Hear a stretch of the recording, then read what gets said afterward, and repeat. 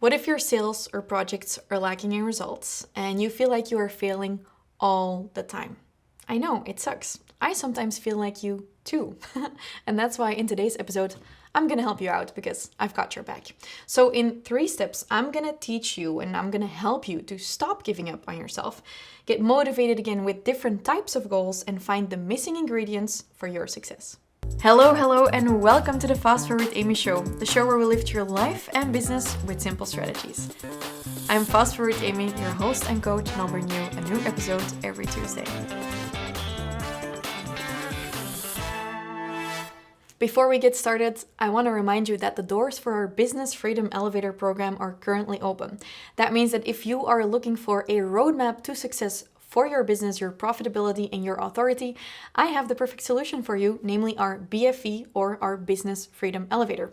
If you're looking for more information, know that this entire episode is sponsored by that program, and we're going to give you a little sneak peek of what you can experience in our program because of the theme of this episode.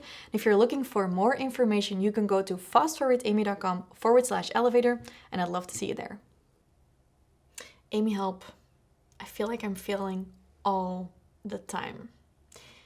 I get it. I really get it, because sometimes I utter that same sentence, for example, to my best friend, and I tell her, Jessica, I just feel like I'm failing. I just feel like I'm not succeeding at anything I do. And sometimes I actually am. And whereas usually I talk about fear of failure on the podcast and how to get over yourself, crush your limiting beliefs and imposter syndrome, today I want to talk about what if you actually are failing? What if your launch isn't going great? What if your sales have gone to shit's fill? And what do you do about that? Today we're going to fix that, and we're going to get you to a winning or a playing to win mindset again. And take it from me, I really know how this feels, which is why I hope some of the tips from today are really going to help you with that. This is episode 119. Welcome to the Fast Forward Amy show. And if you tell me, help Amy, I feel like I'm failing, my response is going to be amazing. You should be. Because the most successful people in the world fail every single day. And you know what? That's kind of what happens when you do difficult things. I feel like I am failing all day long, every single day. I'm also way harder on myself than other people are on me. That sounded weird. Which is fine. And that's very typical for type A high achieving people. I have a fairly high IQ. I am highly sensitive. I am a super high achiever. I'm way too performance driven. And I have all kinds of issues. And you probably do too. Otherwise, you wouldn't be here. I do have to add to that. Yes, I'm working on it. I'm always working on it, which is another typical thing for people with this trait. So it kind of means that you might spiral really quickly when, for example, you launch something and it doesn't go amazingly from the first minute that you feel like you're failing. So my first step is I want to look at, are you actually failing? By the way, if you are driving or, I don't know, cooking or whatever, and you're listening to the podcast, as this is episode 119, that also means that on our website, through the link fastforwardamy.com/119, you can find the article and the different steps I'm going to outline in this episode. We have amazing articles on our website from every podcast episode. I highly recommend you go and have a look at it. For example, if you type in imposter syndrome or fear of failure on the website, you'll find a bunch of articles that are going to help you with that if you struggle with this. So first up, are you failing? Or do you just not know when you have hit good enough? Or when are you actually winning? Do you know that? Or are you just setting yourself up for failure all the time? I'm going to give you an example. When you look at Formula One, I know, here I am again with Formula One. Literally, Thomas, the videographer, is now just smiling because he's heard me talk about this so many times. But when you look at Formula One, there's a really great show on Netflix about it. Formula One Drive to Survive. It's a documentary, and they film it every year, and they follow all of the drivers behind the scenes when they are doing their season. Usually, Max Verstappen and Lewis Hamilton are winning as of the time of this recording. And one of them wins, maybe sometimes someone else wins, but usually they're winning.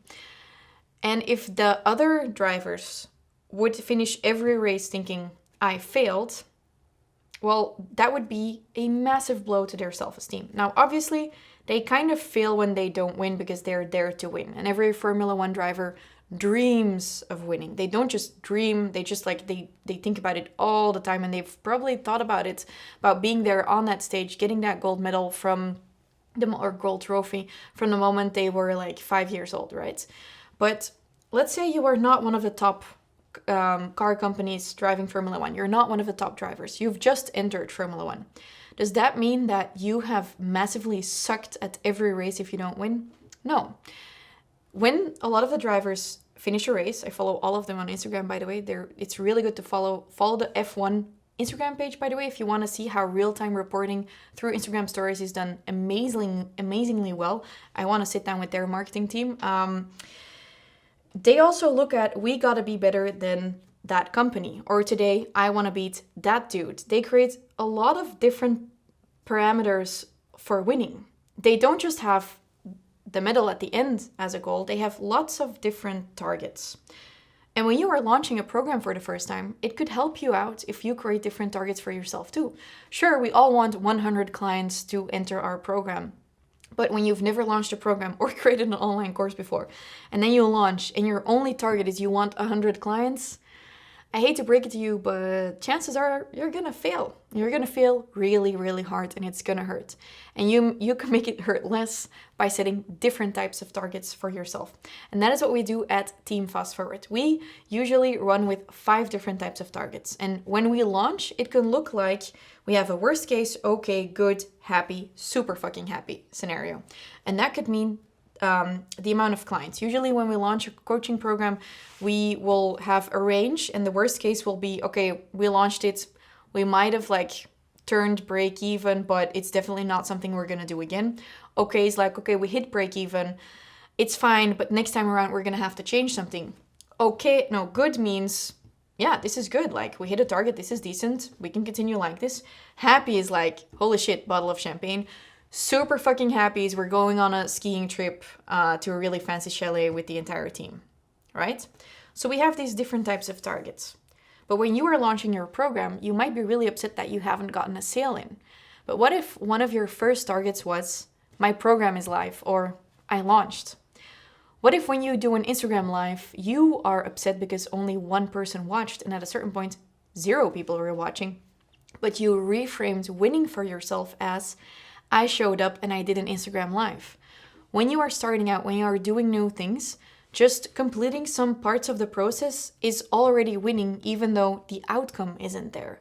So when you feel like you're failing, my first question is, are you failing, or do you just don't know? How do I say that? Are you just oblivious to when you're actually also already winning and that you can cross off certain things you've done? I hope this is kind of like, does this make sense, guys? Yeah, makes sense.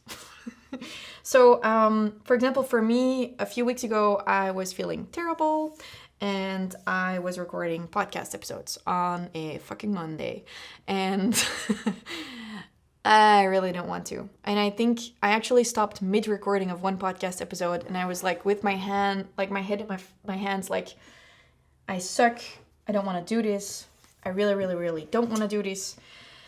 And my team was like, Amy, you're doing fine. And everything was like taking longer. I was feeling terrible. Long story. It had nothing to do with the business.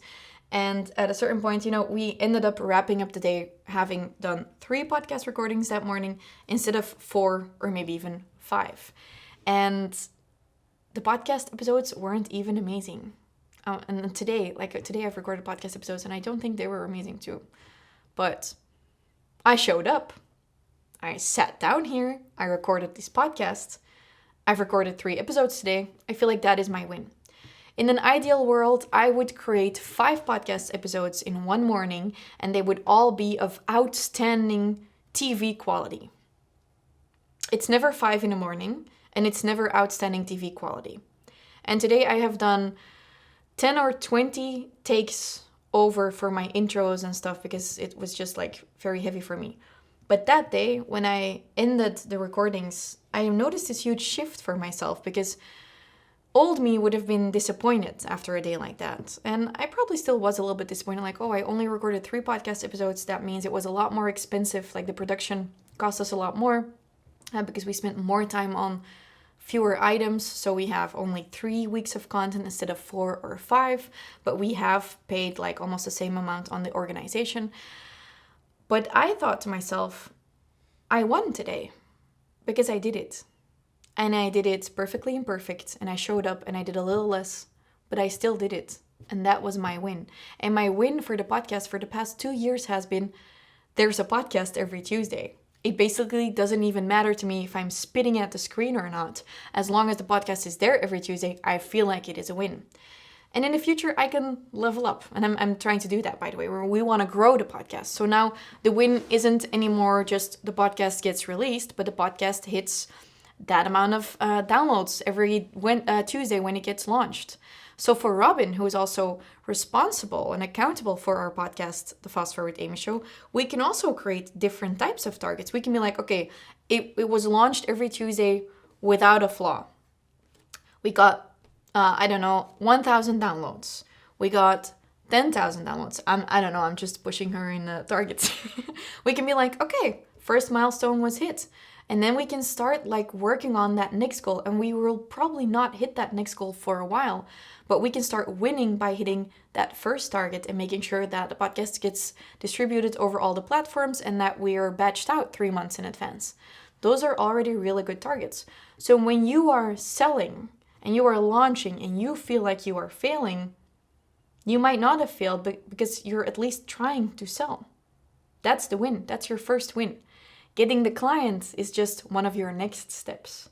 So reframe failing and winning and make sure that you have enough things to win at, because otherwise you're only going to be setting yourself up for failure, literally. Now, the next step is obviously like, I want you to get sales. I want you to get podcast downloads. I want you to get the clients through the door or do the workouts or whatever. So the next step is you want to ask yourself a few questions, because you might think, but Amy, you do everything so well. No, holy shit, I suck at so many things. I fail so often. And if I don't wire my brain for positivity, I will get stuck in an immense spiral of negativity. And that's literally how your brain works, right? So you can really teach yourself to be negative all the time, or you can rewire your brain to be positive all the time. You can do that by being grateful. You can do that by listing out your wins. And I do that by, for example, with team meetings or just for myself when I wrap up my day or my week. First, I ask myself the question, what went well? Or what is going well? So let's imagine you are launching and you haven't gotten any sales yet, or very few sales. You can ask yourself what's going well. And probably you can say, I hope you can say, I've been showing up. And not but blah, blah, blah, but just what's going well, I've been showing up. For example, for me, when I'm recording, as of the time of recording, I'm actually launching something and we haven't hit a huge amount of sales, but what's going well is that it's fairly stressless and we have been sending out consistent content. So that's going well and I'm preserving my energy. What is missing for success is your next question. I have a different type of way of doing this as well. You've probably heard me talk about that, but when you are just feeling like you're lacking sales, okay, what's going well? Focus on the positive first, and then what is missing for success? And you might say, Amy, I don't know. And I get that because last year in January, I was at the end of my Business Freedom Elevator launch and we were hitting far less sales than we had set any type of target for. And it was just not moving. It was not working and we were putting in so much effort. And I literally went for a walk with Laura and Caroline and we were walking in the forest and it took us like an hour before we realized, like, what's missing? What's missing? What's missing? We're like, holy shit. People do like us, but they don't know what business coaching can mean for them. They don't see the value. They haven't experienced the actual value. And we had to go really deep and look at all of our content and zoom out and be open to, like, taking off the blinders and really ask for feedback. Like, why aren't you joining? Why do you think that? Talking to different people. Like, why do you think our launch isn't working? What's missing? Doing research. And we found what was missing. In our case, it was like actionable value was missing. And then in the next launch, we implemented actionable value from the get-go, and apparently we forgot to talk about mindset. So like, we're always learning, we're always failing, we're always improving. So what you need to do when you are asking those questions, probably you'll do step 1, you'll define targets, and you won't do step 2 of this episode. But I really want to challenge you. What is going well? You're doing it. Perfect. What is missing for success? Being open to really looking at what is missing is going to be crucial. And I'm going to tell you a little secret. I think I know what's missing. In 80% of the cases with my clients, when they feel like this, when I see anyone like not doing well in sales online, for example, it means that you are not engaging. You are not actually talking to people. You are missing step 2, like the second question I just asked you. You are not open to conversation. You are not open to feedback. You are not actually engaging and interacting with people. You are not stepping away from what you're doing and looking at what is missing. Because take it from me, there will be something missing. Otherwise, it will be going better. So the most uncomfortable truth right now I'm going to tell you is, if you are actually failing and nothing is happening, then a lot of people will come to me and they're like, I'm doing everything perfectly. There is no way in hell that you are doing everything perfectly. I'm not doing everything perfectly. There's always 1,000 things you could be doing more of. So you are not doing everything. The key is in figuring out what you are not doing, or what you're doing that's not working, or what could be working if you would be doing it. And the key always lies with your customer. The key doesn't lie with you. It lies in their behavior. They're not buying. So there's a disconnect between what you're doing and what they're not doing. So either you go and talk to them, you do research, you try to imagine you're the customer, and you really go as deep as possible to figure out what isn't working. So whenever anything happens in your business that isn't going well, my go-to is always talk to people, get feedback. I have hundreds of reviews from my clients, and the reviews are like, what do you like? What has helped you most? Which results have you gotten? And I'm like, what would you like to improve in the program? I hate/love looking at that column, because sometimes I'm like, no, you bitch, I can't change that. I don't talk like that about my clients because I love my clients, but sometimes when I'm insecure, I'm really not open to hearing it. But it's only when I am open to hearing it that I can see how I can improve my program and how I can also improve my marketing surrounding my program, because apparently the things that people are putting in that column are really important to them. So being open is actually your second step. Being open to what's going well, but also being open to what's missing. Because if you always do what you always did, you will always get what you always got. If you're actually failing right now, it means you got to change something. And it is okay. And I want to tell you, I feel you. And I know you've already given it your all. And you're like, but Amy, I put so much effort into this launch. And I did this and this and that. Okay, I know. I've been you. I am you. I love you. Love yourself. But if it's not working, we got to change. And then we'll drop some of the extra weight from the stuff you were going to do. We'll not do that stuff, and we're going to look for what is going to work. And we're going to keep testing until it works. Which brings me to my third step of this episode is, you don't commit to perfection. You commit to the results and you try to get there. But you commit to trying. You don't just have one shot. You have endless shots. You are playing an infinite game. You gotta get proud of the process, because you're gonna get better and better at actually following the process. For example, right now, it's been about a year now that I've been recording video episodes for the FastForwardAmy show. I feel like I've improved, but I haven't noticed myself improving per se. But a while ago, I was actually doing an assignment for a different company, and I had to record an introduction. And I always feel like I kind of suck at introductions. But I had to record an introduction for something I didn't know anything about. And I recorded it in one take. And the entire crew was like, and I was like, oh, apparently I got a lot better at that. But I didn't notice because I wasn't paying attention to that, because I was so focused on the perfect set, the perfect styling, the perfect face, everything perfect audio quality. I want amazing episodes. And I didn't realize how I've just gotten a lot better at just recording introductions and entire episodes. Usually when I record an episode, apart from the introduction, I record it in one go. I didn't used to do that when I started with the show, So I am really proud of that process. I'm really proud of the fact that I am not involved in the weekly publishing of the podcast. Would I like more results? Would I like to get even more downloads to the podcast? Sure, that's my next step. But if I'm only focused on that, which is very normal for someone like me who has like a lot of dominance and very result oriented, if I'm only focused on that, then that means I can only fail. Because it means I'm aiming for perfection I will never hit. Because I will never feel 100% on podcast recording days. I will always be a little bit tired. Maybe someone will be late. Maybe we won't start exactly on time. But I have so many things I can win at on those days. But I need to know what my wins are. My win today is we recorded 4 episodes. We are going to finish 10 minutes over time. Is that like terrible? No, that's fine. We recorded 4 episodes. And I had fun. That's also one of the things. Like, I want to have fun. I want to feel good when I'm recording. So what are your different parameters for success is my question. I think you need to redefine failing and you need to start getting comfortable failing. And believe me, I know it is really, really, really uncomfortable. But just know that overnight success and perfection do not exist.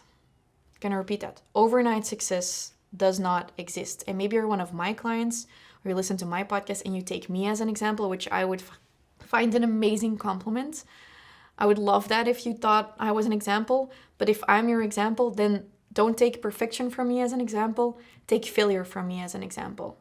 Fail forward, and that is how you're going to create an ever-growing life and business. And I know it's really difficult. And maybe you figured out right now that you just didn't have like the keys to success. You didn't know when you were already winning. And I hope you realize right now that you probably already stepped out of your comfort zone and that you're probably doing a lot better than you thought you were. But if you're feeling afraid to get started, or if you're just feeling like you're failing, although you're actually winning because you are getting the sales or things are working, then I have a really special gift for you. Because I believe that the key success principle you need to become successful in your business and in your life is belief. Belief leads to abundance. Belief leads to freedom. Belief leads to becoming more confident. And belief is kind of like the opposite of fear of failure, imposter syndrome, limiting beliefs. So I created a book for you that you can go and download for free with my questions and my practices that I use and my clients use, hundreds of them, thousands of them actually, to increase their belief in themselves. Because if you believe in yourself, it's going to be fine to fail. You can fail and still believe in yourself. And I want to teach you how to, so you can become not an overnight success, but an ever-growing success. So if you want my belief book, go to FastForwardAmy.com/belief book, or just click the link in the description to defeat your limiting beliefs, beat your fear of failure, and overcome your imposter syndrome. I promise you, I hope it's going to help you is what I was going to say. If you like this episode, I hope what you take from it is that you got to start committing to trying. You don't just have one shot, and definitely reframe failing because you're probably doing better than you thought you were. I would love to see you again next week, Tuesday, for a new episode. Come and tag me on Instagram as @FastForwardAmy, and have a happy day. By the way, if this episode hit home for you, then you might be the perfect fit for my Business Freedom Elevator. If you like crushing those limiting beliefs and increasing your belief in yourself and in your business, I've got your back. In the Business Freedom Elevator, I'm not just going to teach you mindset. I'm going to teach you to become the most confident version of yourself, both in your life as well as in your business, so you can create the type of freedom you want in your life. If you haven't registered yet, I would love to welcome you. So you can come and find me as your coach through FastForwardAmy.com/elevator. You can register right now or sign up for the waitlist for another round of our 6-month business coaching program. Love to see you there. The link is in the description, and talk soon.